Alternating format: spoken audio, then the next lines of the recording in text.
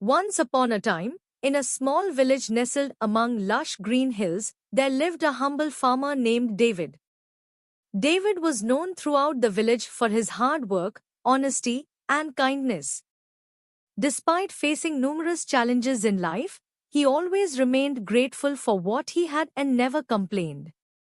One sunny morning, as David was tending to his crops, he noticed something shimmering amidst the rows of corn. Curious, he walked closer and discovered a small, intricately carved wooden box. With trembling hands, he opened it to find a beautiful golden key nestled inside.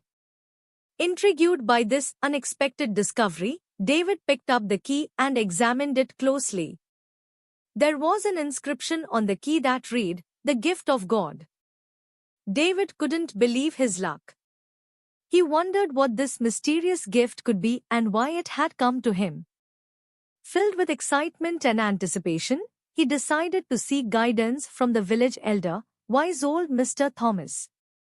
Mr. Thomas listened attentively to David's story and examined the key thoughtfully. After a moment of silence, he said, "David, this key is indeed a special gift. But remember, the true gift of God lies not in material possessions, but in the virtues it represents." David nodded, understanding dawning on him. He thanked Mr. Thomas and left, determined to discover the true meaning behind his gift. Days turned into weeks, and David pondered over Mr. Thomas' words as he went about his daily routine. He made a conscious effort to practice patience, kindness, compassion, and gratitude in everything he did. One day, while David was walking through the village market, he noticed an elderly woman struggling to carry her heavy basket of groceries. Without hesitation, David rushed to her aid and offered to help her carry the load to her home. Grateful for his assistance, the old woman thanked David profusely and insisted on inviting him in for tea. As they sat together, she shared stories of her life, her joys, and her sorrows. Moved by her kindness and wisdom, David realized that true wealth lay not in possessions, but in the connections we forge with others and the love we share. As he bid the old woman farewell and continued on his way, David felt a sense of fulfillment wash over him. He understood now that the key he had found was not a physical object, but a symbol of the values he held dear.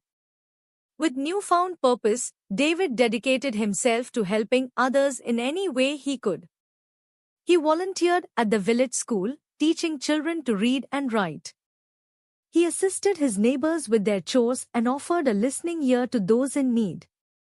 Word of David's selfless deeds spread throughout the village, and soon he became known as the embodiment of the gift of God. But for David, the greatest reward was not the praise or recognition, but the joy he found in making a positive difference in the lives of others. Years passed, and David grew old, but his spirit remained as vibrant as ever. On his deathbed, surrounded by loved ones, he reflected on his life with a heart full of gratitude. As he closed his eyes for the final time, David knew that the true gift of God was not something to be found in a wooden box or a golden key, but in the simple acts of love, kindness, and compassion that he had shared with the world. And in that realization, he found peace. Thank you for watching this video. Do like and subscribe.